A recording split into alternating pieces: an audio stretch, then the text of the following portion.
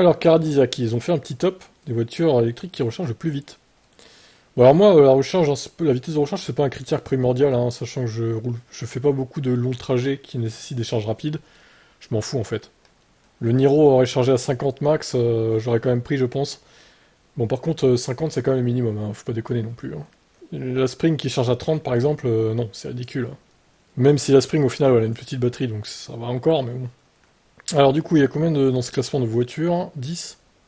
Ah non, plus. Ah oui. Ah oui, 19. Oh là là.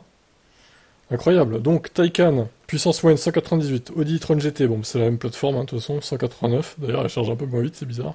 Ioniq 6, puissance moyenne 180, pick à 229. Les trois sont en 22 minutes pour un temps de 10 à 90%, sachant que le 10 à 80 c'est 18 minutes je crois pour les Ioniq 6 et compagnie, là. Tous les 800 volts de chez Hyundai. Tesla S-Plaid, puissance moyenne 151, pic 254. i7, 148 en moyenne, 196 en pic. Ah mais il a une bonne courbe au final le i7. EQE 131 en moyenne, pic à 165. Bon, c'est un poil plus long. Ouais, après, par contre, le 10 à 90, ouais, il est 10 minutes plus long à partir de la S-Plate, hein. Donc, ouais, la courbe pas tant que ça, si bonne que ça, en fait. ID Buzz, puissance moyenne 114. 10 à 90, 31 minutes. Après, bon, le ID Buzz a aussi une plus petite batterie que la i7, par exemple. C'est aussi ça qu'il faut voir, hein. Pic de puissance 185. MG4 109, puissance moyenne 139 en pic. Volvo C40 104 kW 134 en pic. Polestar 2, voilà, ça commence à chuter, 97 150. iX1 X-Drive 30 96 125. 80, le BZ4X 89 en moyenne 147 en pic. Ah ouais quand même. Ah, il est pas si lent que ça lui en charge, hein. Il serait plus rapide que le modèle 3. Voilà mais... Attendez, modèle 3 propulsion, batterie de 82 kWh. Oh, ça me paraît pipoter le modèle 3 là. Voilà, les fans de Tesla ils vont s'en prendre à Cardis, que je le sens. Oh bah non, c'est pipoté, c'est sûr. Elle va plus vite que ça, la modèle 3. En plus, ils ont mis propulsion. Alors, il y a la propulsion long range, hein. Peut-être qu'ils ont testé celle-là, effectivement, mais à mon avis, ils se sont trompés, hein. Bon, je sais pas. En tout cas, ça me paraît fou pour un modèle 3. Lexus RZ 450e, 84 kW 138. Le Subaru Solterra, qui est le frère du Toyota BZ4X, recharge un peu moins vite en moyenne. BYD Atto 3, 62,89. Citroën IC4, 61 en moyenne, 89 en pic de puissance. Elle monte pas à 100 la IC4. Mhm. Aura Funky 4, 47 de moyenne, 61 kW, pic de puissance. Kia Urban Soul. Quoi? Kia Urban Soul. C'est un Kia Soul, pas Urban Soul. Qu'est-ce qu'il raconte? Batterie de 39. Non mais enfin, ouais, le classement bizarre, hein, quand même là. En plus il manque le Niro, il manque le Kona, il manque la Mégane E-Tech, il manque plein de véhicules en fait là. Il manque la Zoé aussi éventuellement. Ouais, bah c'est un peu incomplet quand même, hein. Je m'attendais à mieux de la part de Caradisiac sur ce coup-là, ils m'ont un peu déçu. Alors en plus c'est même pas eux qui ont fait le truc, c'est Autocar. J'avais même pas lu mais c'est Autocar en fait qui a... Donc ils ont copié-collé et puis voilà quoi. Kia Soul Urban, oui d'accord, ils ont inversé Urban Soul dans la traduction. Aïe aïe aïe. Ah ouais, là, il y a des trucs plus précis par contre. T'as des graphiques et tout. T'as la puissance au moment où c'est à 50%, etc. Ah bah, c'est pas mal ça. Voilà qui est beaucoup plus complet au final. Ok, ok. Ouais, alors c'est dommage de pas avoir testé le Soul du coup avec 64 kWh, ça aurait donné une idée pour les autres. Mais bon, c'est pas très grave. Par contre, attends, le Subaru Solterra, il est à 13 kW à 70%, pardon. Pardon?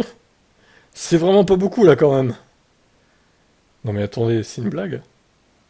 C'est terrible quoi. C'est quoi cette courbe?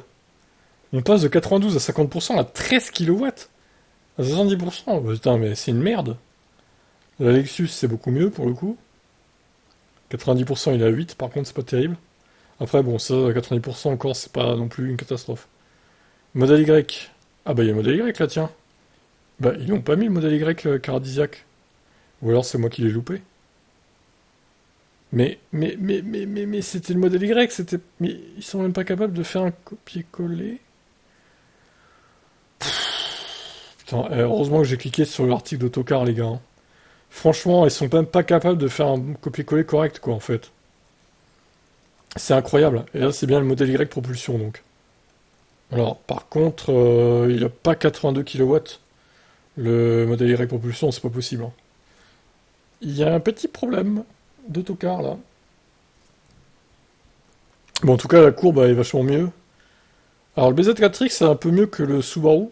Même beaucoup mieux, pour le coup. Bon, c'est bizarre, les valeurs qui changent à ce point-là, quand même. Je trouve ça étonnant. Ok, Polestar 2, 68-31. 80-35. 67-28 pour la MG. Bon, après, encore une fois, tout ça, ça prend avec des pincettes. Par contre, lui, il bombarde le ID Buzz, là. Il est à 65 kilowatts à 90% encore. Putain, incroyable. Le QE aussi, hein, elle bombarde, hein. 45, mais un peu moins, 47, 45 kilowatts quand même à 90%. Oh, l'i7, 71 kilowatts, 90%, incroyable. Le modèle S-Plate un peu moins. Unix 6 Ultimate, un peu moins aussi. Audi e-tron, 156-35. Ok. Bon, ben voilà, pour les courbes de recharge, etc. etc. Moi, j'ai trouvé que c'était assez utile hein, comme article, même s'il y a quelques cookies, j'ai l'impression au niveau de la capacité utilisable de certaines voitures, notamment du modèle Y propulsion qui n'a pas 82 kWh de batterie, ça j'en suis sûr. Mais bon, voilà quoi. Après, c'est toujours bon à prendre hein, ce genre d'infos, surtout l'état de charge, enfin la puissance de charge au bout de 30, 50, 70%, quoi. Ça peut être utile si vous prévoyez de faire un long trajet, quoi. Bon, encore une fois, dommage qu'il manque le Niro, le Kona, etc., quoi. Et la Mégane, également. Ça aurait pu être utile d'avoir la Mégane. Après, bon, c'est pas non plus une catastrophe. Ah, tiens, ils ont mis la température... ah ouais, ils ont précisé la température 12 degrés, 6 degrés. Ah oui. Ah, c'est pour ça aussi, le Subaru, qu'il était à 6 degrés. Ah oui, je comprends mieux. 11 degrés. Notre cordette, d'accord, ok, super.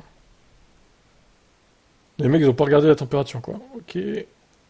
Travail de nul. Nul.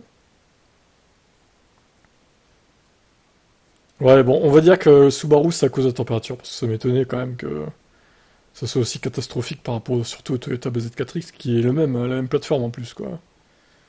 Notre cordette pour Toyota, ok. 7 degrés, putain, mais il fait si froid en Angleterre, là, ou... Ils ont dû faire ça cet hiver, c'est pas possible. Là, 12 degrés, ça c'est jamais plus haut que 12, hein, vous remarquerez. 14, ah si, 14 un petit peu, là. Le Volvo. MG4, 4 degrés, light rain. Pluie faible, 9 degrés. 13 degrés ici. 8. La Tesla est à 18. Ah oui, conditions favorables, dit la Tesla, là. 13 de la Ioniq 6. 7 degrés la Audi e-tron GT. Et Porsche Taycan, c'était 22. Ah oui, bah c'est les meilleures conditions, tout simplement. Et ça expliquerait pourquoi elle s'est mieux débrouillée que la Audi. Sauf sur le 90% du coup, étonnant. Bref, c'était long cette vidéo, hein. Allez, ciao.